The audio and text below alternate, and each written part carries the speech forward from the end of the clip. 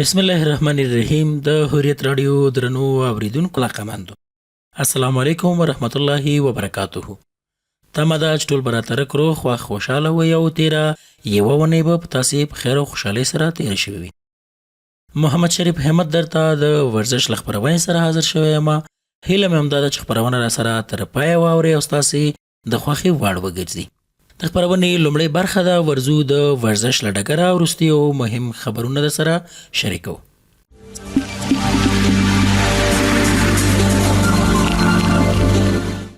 د پهلواني نړیوال جام شپږ څلوېښتم پړاو سیالي چې د ایران، افغانستان او د عراق هیوادونو د 114 پهلوانانو ترمنځ تر سره شوې پکې د افغان مهاجرو لوبډلې دویم مقام خپل کړ.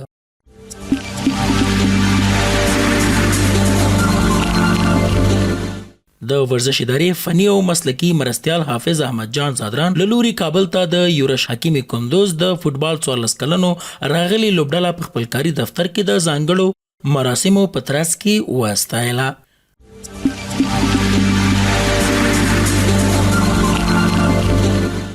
میدان وردګ سیدآباد ولسوالۍ کې د 14 لوبډلو ترمنځ د والیبال سیالۍ د حکیم خیل لوبډلې په اتلولۍ پای ته ورسېدې.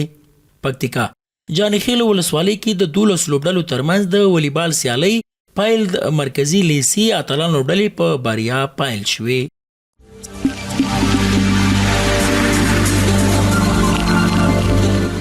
د ورزش ادارې عمومي رئیس مولوي احمد الله وثیق د فوټسال ملي لوبډلې نوي مشر روزونکي د ژان سره د هیواد د فوټسال برخې راتلونکو پلانونو، هدفونو او طرحو په تړاو ولیدل. نیمروز دلارام ولسوالۍ کې د 10 ورزشکارانو ترمنځ د بدن ښکلا لومړی پړاو ټاکنیزې سیالۍ د 15 ورزشکارانو په ټاکلو پای ته ورسېدې. بغلان مرکز پل خمري ښار کې د بغلان، کندوز او تخار ولایتونو لوبغاړو د شمال ختیځ زون د فوټسال سیالۍ د بغلان خپلواک لوبډلې په بریا پایل شوې.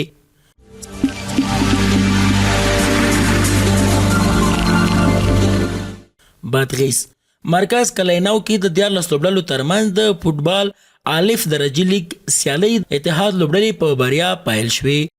پکتیا کې د 6 ولایتونو ترمنځ د والیبال سیالۍ پیل شوې. د پکتیا ولایت د بدني روزنې او ورزش ریاست له لوري د یاد ولایت مرکز ګردیز ښار کې له 6 ولایتونو د 40 لوبډلو ترمنځ د والیبال دوستانه سیالۍ پیل شوې چې 15 ورځې به دوام وکړي. په دغه سیالیو کې له پکتیکا، خوست، لوګر، کابل، میدان وردګ او کوربا پکتیا ولایتونو څخه 40 لوبډلو ګډون کړی چې په لومړۍ لوبه کې ابراهیم خیل لوبډلې خپلې د 3-0 میدانونو په توپیر خپلې سیالي نیازي زلمي لوبډلې ته ماتې ورکړه او د سیالیو لومړۍ بریا یې خپله کړه.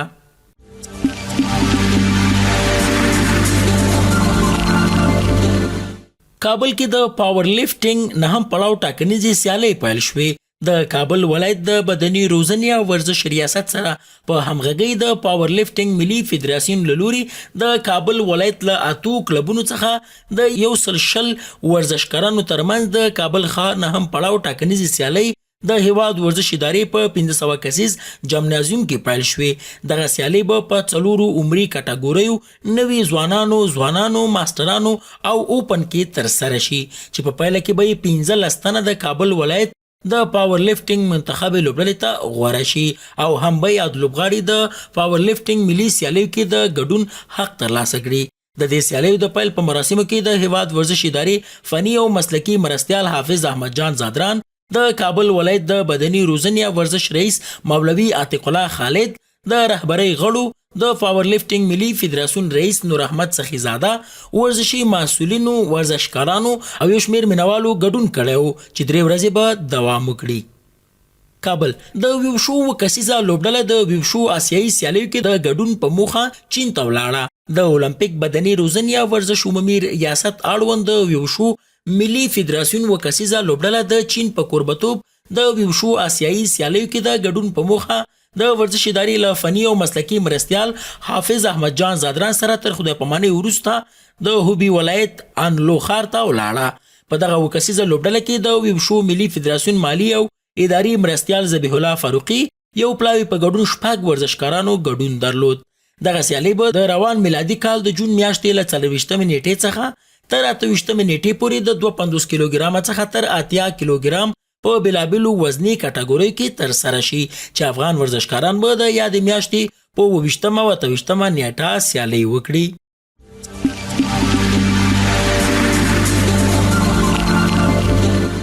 هلمند مرکز لښکرګاه ښار کې د 12 لوبډلو ترمنځ د والیبال سیالۍ پای ته ورسېدې. د هلمند ولایت د بدني روزنې او ورزش امریت له لوري د یاد ولایت مرکز لښکرګاه ښار کې له هلمند، کندهار او فراه څخه د 12 لوبډلو ترمنځ د والیبال سیالۍ د نظر سادات لوبډلې په اتلولۍ پای ته ورسېدې. د یاد سیالیو پایلوبه کې نظر سادات لوبډلې د 3-1 میدان په توپیر خپل سیالۍ کندهار لوبډلې ته ماتې ورکړه او اتلولي وګټله. دا سیالۍ د ځوانانو ترمنځ د یووالي په موخه ترسره شوې چې 2 ورځې دوام وکړ.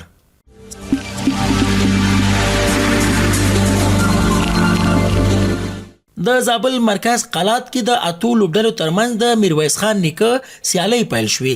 دغه سیالۍ چې د زابل کرکټ امریت تر چتر لاندې پیل شوې چې څه باندې 20 ورځې بعد دوام وکړي چې 8 لوبډلې پکې ګډون لري. دا لوبې به 20 ورځې بڼه ولري چې په لړ کې به هر ورځ یوه لوبه ترسره شي. بل خبر بیا دا ده چې افغان کرکټ ملي لوبډلې له یوې ټیسټ 15 ورځنۍ سیالۍ وروسته 53 ورځې پرلپسې سیالۍ هم هند ته وبایللې او په دې سره افغان کرکټ ملي لوبډله پوره 2 کاله او 4 میاشتې وروسته کلین سویپ یا وایټ واش شوله. وروسته خبر بیا دا ده چې افغان کرکټ بورډ خبر ورکړی چې د شپږیزې کرکټ لیګ 11 پړاو به د په خوست کې د رحمت ولی مسرور کرکټ ملي لوبغالي باندې ترسره شي. دغه سیالۍ به د جولای میاشتې له لومړۍ نیټې تر 14 په خوست رحمت ولی مسرور کرکټ لوبغالي کې ترسره شي.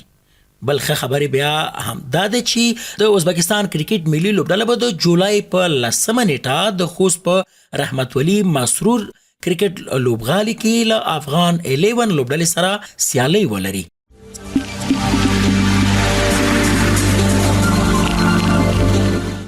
بیا هم ستړي مشئ درنو اوریدونکو، دوهمه برخه ده او په دوهمه برخه کې تاسو ته تفسیره لرو. له خوشبخته را سره په سټوډیو کې زموږ ګران همکار شاه فیصل روحاني صاحب موجود دی. له ده سره به د افغان کرکټ ملي لوبډلې په وروستیو سیالیو د افغان کرکټ بورډ په فعالیتونو ترڅنګ د شپږیزه کرکټ لیګ 11 پړاو سیالیو باندې خبرې وکړو. ترڅنګ مهمه موضوع دا ده چې افغانستان ته به د ازبکستان کرکټ ملي لوبډله راځي او د جولای په 10 نیټه به په خوست رحمت ولی مسرور کرکټ لوبغالي کې له افغان لوبډلې سره سیالۍ ترسره کوي. روحاني صاحب محترم، تاسې خبرونه ته ستړي مشئ. ښه راغلی. بسم الله الرحمن الرحیم. همت صاحب، تاسو ته د حریت راډیو ټول اوریدونکو ته سلامونه، نیک هیلې، احترامات. الله تعالی دې وکړي چې ټول به روغ جوړ وي. بیا هم ډېره زیاته مننه چې موږ ته مو په تبصرې برخه کې برخه راکړه. مننه روحاني صاحب محترم. موږ هم خوشحاله یو تاسې له ځان سره په خپرونه کې لرو. لومړی کله شو دې تقریبا 2 کاله او 4 میاشتې وروسته افغان کرکټ ملي لوبډله کلین سویپ وایټ واش شوله، یې پرلپسې 3 سیالۍ وبایللې. وړاندې له دې نه چې دوی خپلې 3 واړه 15 ورځې سیالۍ د هند په وړاندې وبایلي، له هغې وړاندې مو یوه ټیسټ 15 ورځنۍ سیالۍ هم په 3 ورځو کې وبایلله چې موږ 2 انینګزه وکړه، ولې هند بیا یوازې 1 انینګز ولوباوه او له موږ نه یې په 1 انینګز او 200 منډو باندې موږ نه سیالۍ وګټله. که تاسې راته ووایئ روحاني صاحب محترم، د دغه پرلپسې سیالیو بایللو علت په څه کې و؟ همت صاحب، که وګورو دغه لوبې په هند هیواد کې هندۍ لوبډلې هم دغه ټیسټ او اوډیای لوبې ته که وایي ورځنیو لوبې ته که لوبغاړي اخیستي ول. یو شی زه د ټیسټ لوبې یادوم. موږ په ټیسټ کرکټ کې که وګورو ډېرې زیاتې لوبې نه دي کړي. زموږ ټیسټ کرکټ نوی کرکټ ده. په هغه لوبډله کې موږ سره راشد خان نه و، هغه څوک چې ډېر زیات حساب کېږي، محمد نبي ساخیل نه و، او همداراز زموږ هغه لوبغاړي چې ډېره زیاته تمه ترې کېده، رحمت شاه زرمتی، رحمان الله ګربز، همداسې نور لوبغاړي، هغوی هسې چندانې ونه زدېدل. ابراهیم زدران په ټیسټ کرکټ کې نه و چې دا یې د ټیسټ کرکټ د فارماټ لوبغاړی دی. همداراز که وګورو هلته باید اکرام علي خیل اخیستل سوی، هغه لوبغاړي چې ښه تجربه لري، ښه اوږده انینګزونه کېږي، هغه هلته به اخیستی وای. بل موږ د مخه هم هند سره ټیسټ لوبه کړې وه، هغه هم فکر کوم په 2013 شاوخوا کلونو کې وه. هلته اصغر افغان کپټان و، خو هغه لوبه هم موږ هند ته بایللې وه. هند د دنیا په سطحه اوس که وګورو شلاوریزو همداراز ورځنیو ټیسټ کرکټ کې ښه بیکګراونډ لري، معنا یوه ښه لوبډله حسابېږي. هغه چې تل ښه کرکټ کوي، تل هغه څه وړاندې کوي نندارچیانو ته چې د هغوی تمې وي تېنه. هند دپاره کیل راهول شومنګل چې یو که وګورو رحم الله ګربز سره ابراهیم زدران سره یو ځای انتخاب سول لوبډلې ته، یعنی کله چې ابراهیم ګربز افغان ملي لوبډلې ته راغله، هند شومنګل ترلاسه کړ. بل د افغان لوبډلې د ضعف نقطه دا ده همت صاحب چې هند یو ښه لیګ لري. په هغه لیګ کې داسې لوبغاړي دوی ته لاسته راځي، ګارنر ډېر یو عالي توپ اچونکی دی، 140 پلس جیګ سرعت ولي. دا د دوی هغه د کرکټ د ښه کرکټ نتیجه ده. دوی زیات سیالۍ کوي، کورنۍ کرکټ ډېر زیات کوي. هر هغه څوک چې کورنۍ کرکټ ټاپ کی هغه به راځي ملي لوبډلې ته، هغه به راځي ټیسټ کرکټ ته، هغه به راځي ODI ته، هغه به راځي T20 ته.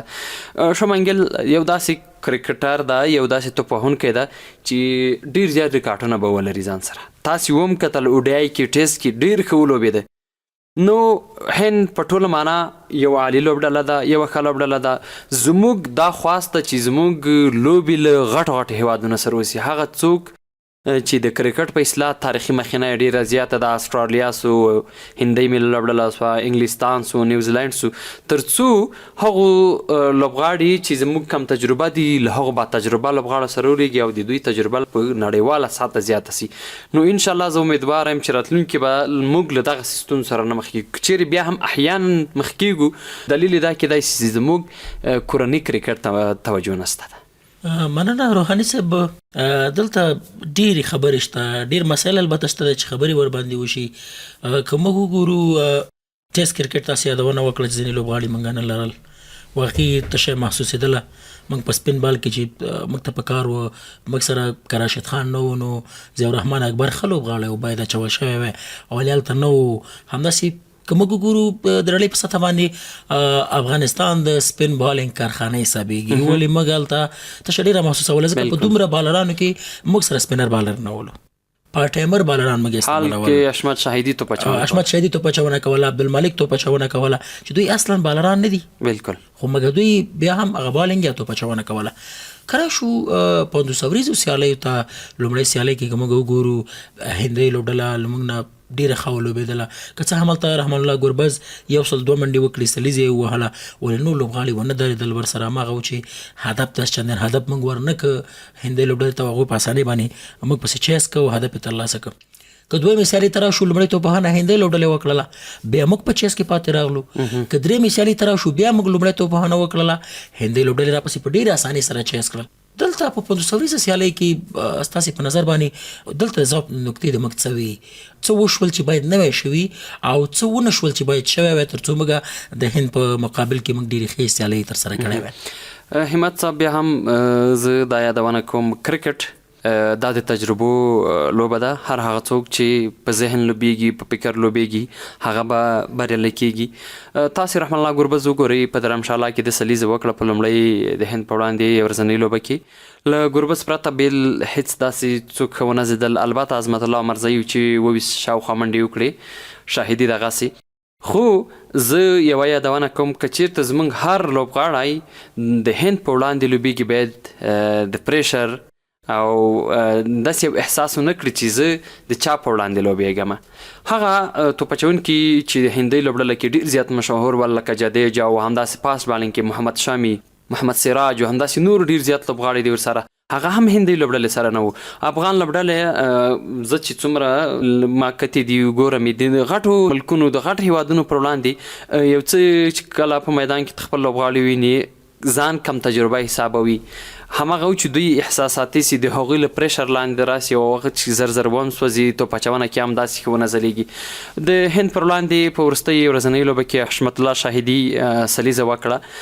د شاهدي دپاره دا یو ښه راتګ ده، خو هغه سلیزې که موږ وګورو 2-3 لوبغاړي رن اوټ شول، سوی تفاهم رامنځته سو. همداسې هغه لوبغاړي چې زموږ ډېره زیاته ترې تمه وه، رحمت شاه زرمتای، ابراهیم زدران، درویش رسولي، همداراز رحم الله ګربز، ډېر زر زر آوټ شو.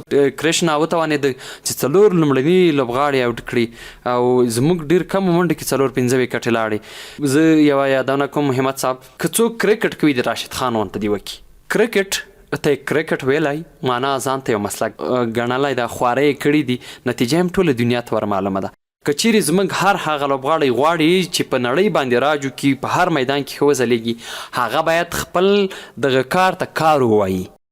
که د بیټینګ په برخه کې که د بالینګ په برخه کې بېغوري نه ده پکار. افغانستان اوس کم هیواد نه ده له ډېرو زیات ملکونو سره لوبې کړي دي لوبې هم لرو خو خدای دې وکړي چې بیا داسې نتیجه ونه لرو. تاسې روحاني صاحب د راشد خان یادونه وکړله مکه وګورو راشد خان تقریبا موږ سره په لوبډله کې د یو الراونډر یا د ټولچارې لوبغاړي په حیث باندې لوبېږي ولې که وروستۍ سیالیو ته موږ وګورو په ډېر غیر مسؤلانه شاټونو باندې یا د شاټونو باندې چې نوي په کار په هغه وخت کې وروستۍ سیالۍ ته که موږ راشو 15 اورونه موږ له ځان سره لرل ولې که داسې د راشد خان شاټ کتلی وي نو ډېر بېکاره شاټ باندې د کیچ ورکو دی آوټ شولو. همداسې نورو سیالیو کې که موږ وګورو که چېرته راشد خان ښه لوبغاړی دی باید ښه سیالۍ هم وکړي ښې لوبې هم باید ترسره کړي ولې څه ضرورت دی چې دی داسې په بېکاره شاټونو باندې هر وخت خپله وکټ له لاسه ورکوي. همت صاحب که راشد رحمان وګورو څومره خوارۍ چې دا بالینګ او د فیلډینګ برخه کې کوي که چېرته په وروستیو کې رښتیا هم د ده توپوهنې ته وګورو چندان دفاع ماړ توپوهنه نه ده کړې که چېرته دغه خوارۍ د توپوهنې په برخه کې هم وکړي زه باوري یم چې راشد خان په ټوله معنا د توپ اچونې د توپوهنې په برخه کې هم یو له با مسؤلیت او باوري لوبغاړو څخه شمیرل کېږي اما مسؤلیت نه ادا کوي. هر هغه څوک چې مسؤلیت ادا کړي د هغه نتیجه به هم پوزیټیو وي مثبت وي. راشد خان په هغه معنا نه ده توانېدلی چې خپله نتیجه وړاندې کړي. که وګورو هندۍ لوبډلې ته واشنګټن سنډلر چې له ګجرات سره لوبېده اوس سیالیو کې که بالینګ وګوري او هم توپ اچونه او توپوهنه د پام وړ دي اما راشد خان لا ای پی ایل را قیاس کو راسو تر دې خپلو لوبو پورې رښتیا هم چندان د پام وړ توپوهنه نه ده کړې. هیله مو دا ده چې راشد د توپ وهنې په برخه کې هم ځان یو کلیدي لوبغاړی وشمېري. ته چې د الراونډر په حیث لوبډله کې لوبېږي باید د افغان لوبډلې د توپوهنې برخه هم در باندې څنګه سي پوره سي هغه څه کمی چې پکې لیدل کېږي هغه باید ته جبران کړي ځکه ته هغه لوبغاړی چې په نړیوالو لیګونو کې لوبېدلی ټول میدانونه ټول لوبغاړي تا ته معلوم دي ټول سره بلد دي ته نور لوبغاړو ته روزنه ورکړي تجربه ورکړي همداسې هغوی ته وروستی سره بوسي هر هغه څوک چې په میدان پاتې کېږي هغه بریالی کېږي. همت صاحب روحاني صاحب محترم وروستۍ سیالۍ موږ په چینای چپاک لوبغالي باندې وکړله دغه میدان چې په 2023 نړیوال جام کې موږ پکې پاکستان ته ماتې ورکړې وه تقریبا 203 منډې هدف موږ حشمت الله شهیدي په وروستۍ څلوري زمانې موږ بشپړ کړه او موږ دغه سیالۍ وګټله. دغه میدان ته کراو شو دې سره زموږ تقریبا ټول لوبغاړي سره بلد ول کوم ټیم چې لوبېدلی و ګربز همدغه ابراهیم زموږ هلته هم اوپننګ ولو صحیح ده یو څه د قتل نوی راغلی ولو دغه دواړه اوپننګ ولو رحمت شاه زورمتی ترڅنګ حشمت الله شهیدي عظمت عمرزی محمد نبی راشد خان دا ټول هغه لوبغاړي دي چې په دې میدان باندې لوبېدلي دي سیالۍ کړي دي ولې یوازینی شی که زه ووایم چې څومره خواري چې په کار وغه دوی نه وکړي بلکل نه وکړي او یو وجه به دا هم کېدلی شي چې ډېر وخت وروسته موږ تقریبا 8 میاشتې وروسته موږ 15 ورځې سیالۍ لرلې او بل مهمه خبر دا ده چې موږ د هر هېواد خلاف ډېره با احساس او ډېره پرجذبه لوبه کوو ولې کله چې د هند مقابل ته ورځو بیا نو موږ سیالي دوستانه نیسو هغوی جدي نیسي هماغه لامل البته هند لوبه وګټي موږ څخه را به شو. روحاني صاحب محترم افغان کرکټ بورډ د 5 لوبډلو هغه نوملړونه اعلان کړي دي د سیالیو نیټې اعلان کړي دي او ویل کېږي چې د خوست رحمت الله مسرور کرکټ لوبغالي باندې به د شپږیزه کرکټ لیګ 11 پړاو د لومړي ځل لپاره له مرکز څخه ووځي او هلته به ترسره شي. زه نوملړونه اعلانوم او په یو نوملړ باندې به یو دوه خبرې وکړو. لومړی کرا شو امو شارکس یا امو نهنګان لوبډله ده چې د 2023 او 2025 دواړه خده خبره به ته وکړي. لومړی کرا شو امو شارکس لوبډلې ته عظمت الله عمرزی لوبډل مشر دی عبدالمالک عمران میر حسن اساخیل شاهد الله کمال کرامت الله شوکت زمان اسحاق رحیمی یوسف شاه محمد یونس زادران قیس احمد عظیم زادران فضل حق پاروکی یمین احمدزی عبدالله احمدزی فیصل شنوزاده او محمد نبی میاخیل هغه ولس لوبغاړي دي چې په دې کې به ولوبېږي. دغه لوبډلې په باره کې ستاسې نظر څنګه دی؟ همت صاحب امو لوبډله د 2025 شپږیزه کرکټ لیګ اتله لوبډله ده. دوی هغه لوبډلې دي دا هغه لوبډله ده چې 2025 کال شپږیزې هغه ټرافي یې ګټلي دي.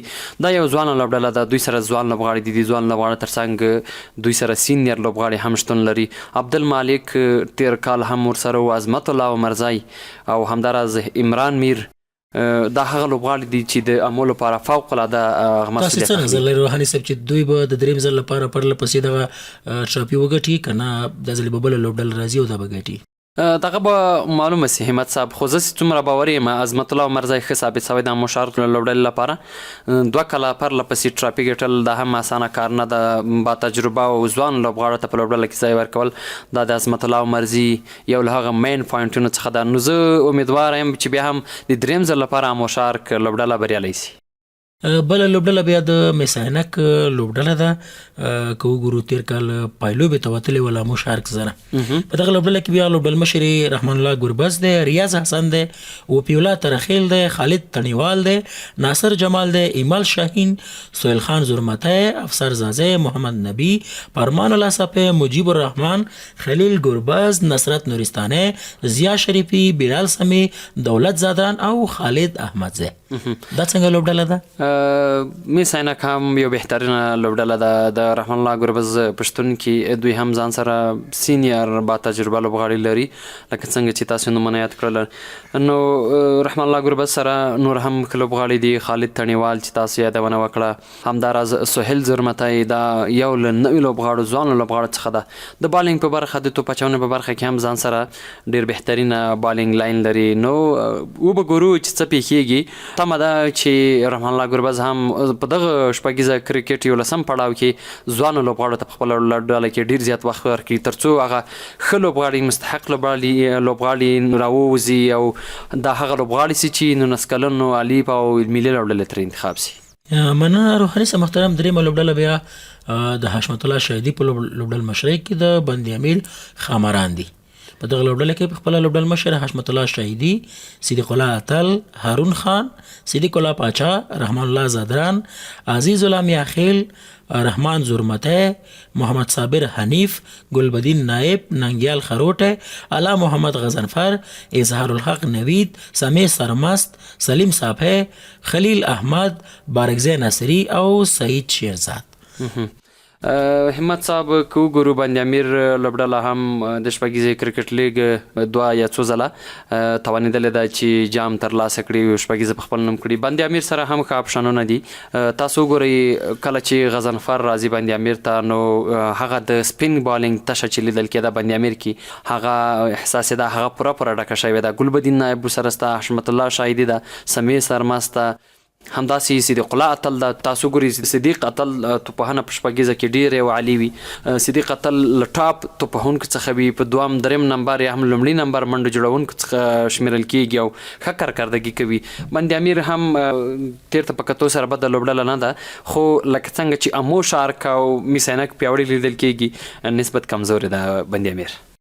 څلورمه لوبډله بیا په دغه سیالیو کې روحاني صاحب د بوست ساتونکي دي چې لوبډل مشري ابراهیم زادران کوي. په دغه لوبډله کې ورسره حضرت الله زازی، جاوید احمدزی، اکبر موسازی، نجیب الله زادران، محمد آصف، نومان شاه، مراد مرادی، شمس الرحمن، کریم جنت، نور احمد، عرب گل مومند، نجات مسعود، سید خان، بشیر احمد، عبدالله ترخیل او روح الله عرب. دغه لوبغاړي ورسره موجود دي. بوست لوبډله هم د ابراهیم زادران تر لوبډلې مشرۍ لاندې به د شپږیزې لیګ 11 پړاو لوبې ترسره کوي یا به هم لوبې لوبوي. ابراهیم زادران که وګورو په تېر 2025 کال کې شپږیزه کې کپټان و د بوست لوبډلې، اما دغه لوبډله د بري یا هم که وګورو تر فاینله سیمې فاینله ونه رسوله. که لږ فکر ورته وکړو همت صاحب د دغه لوبډلې دغه د بیټینګ هغه سایډ که وګورو یو څه کمزوری دی نسبت لوبډلو نورو ته. نجیب الله زادران او کریم جنت، ابراهیم زادران د هغه لوبغاړي دي نسبت نور لوبغاړو ته چې یو څه با تجربه دي. وبګورو چې بوست زازی هم لري له ځان سره، حضرت الله زازی بالکل شتون لري له بوست لوبډلې سره ده. او د حضرت زازی لپاره هم یو ښه خبره دا ده چې 2026 شپږیزه لیګ دی څنګه لوبوي. یا د نورو شپږیزو په څیر بیا هم شپږیزې ترسره کوئ چې کیناسې ترسره کوئ. د څلورم لوبغاړي په حیث حضرت زازی هم سره شتون لري. معلومه به سي وګورو چې بس لوبډله تر کومه بریالۍ ده. اما د 2025 کال لوبې د پام وړ نه وي. وروستۍ لوبډله چې کومه ده هغه بیا د سپین غر پړانګان دي چې لوبډل مشري راشد خان کوي. په دغه لوبډله کې له راشد خان سره محمد اکرم، زبید اکبری، رحمت شاه، درویش رسولی، بهیر شاه، اعجاز احمدزی، اکرام علی خیل، نور رحمان، عصمت عالم، ظاهر خان، زیت الله شاهین، فرید ملک، محمد ابراهیم شریفی، فریدون داودزی، فهیم قاسمی او اعجاز الحق نورزی. دا لوبغاړي دي چې په سپین غر پړانګانو لوبډله کې دي. دا څنګه لوبډله ده؟ سپین غر پړانګانو هم د شپږیزې ټرافي څو ځله ګټلې دي. دا ځل بیا هم راشد خان د سپین غر لوبډلې لوبډل مشر ده. له دې مخکې اټکل کېده چې درویش رسولي به د یادې لوبډلې لپاره انتخابېږي د لوبډل مشر په حیث، اما هسې ونه شو. راشد خان بیا هم زه وایم د تجربو په اساس یو بهترینه لوبغاړی ده. که چیرې د توپ وهنه او توپ اچونه وګورو د پام وړ ده، اما هغه څه چې مینوال ترې لري د توپ وهنې په برخه کې هغه یې څه نه دي وړاندې کړي. 2025 کال که وګورو شپږیزې ته د سپین غر لوبډلې لپاره په لومړي پوزیشن هم توپ وهنه کړې راشد رحمان د اوپنر په حیث. همداراز په نورو پوزیشنو هم توپ وهنه کړې ده. نور لوبغاړي هم سره سته، اعجاز، رحمت شاه، بهیر شاه محبوب. همداراز نور داسې لوبغاړي دي په دغه لوبډله کې شتون لري. نور رحمان چې تاسې وکتل یو بهترین سلیزه یې په ورځ کال یې ترسره کړه 2025 کال کې. نو به ګورو چې سپین غر پړانګان رښتیا هم هغه قوت او هغه طاقت په 11 پړاو کې مینوال ته ښودلی سي که یې نسي ښودلی. سپین غر هم بده لوبډله نه ده. د توپ اچونې او د توپ وهنې له اړخه یوه پیاوړې لوبډلې ده. زما په اند سپین غر، میس عینک او امو شارک درې پیاوړې لوبډلې. زما د نظره بیا نو بند امیر خاماران درې لوبډلې به زه وښیم. بند امیر خاماران، امو شارکس او ترڅنګ بیا میسانک د درې هغه لوبډلې دي چې دوی د ګټلو چانس ډېر دی. وګورو چې څه کېږي. نو روحاني صاحب محترم ډېره مننه چې راغلی سټوډیو ته او موږ سره مو په تبصره کې برخه واخیسته. ډېره زیاته مننه. کور مو ودان خیر سي.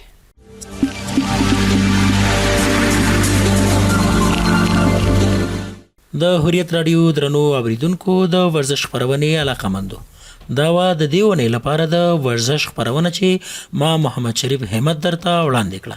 تر بیا او بلې خپرونې چې ستاسې درانه چوپړ ته حاضرېږو، موږ ته اجازه راکوئ. موږ په دعاګانو کې یاد ساتئ. د الله په امان.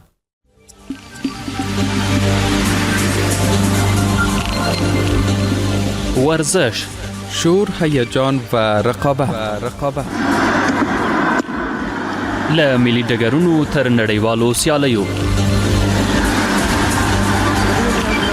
اخبار، مصاحبه با نخبگان ورزش، مطالب آموزنده و علمی. دا ټول د هوریت راډیو له ورزش خپرونې څخه.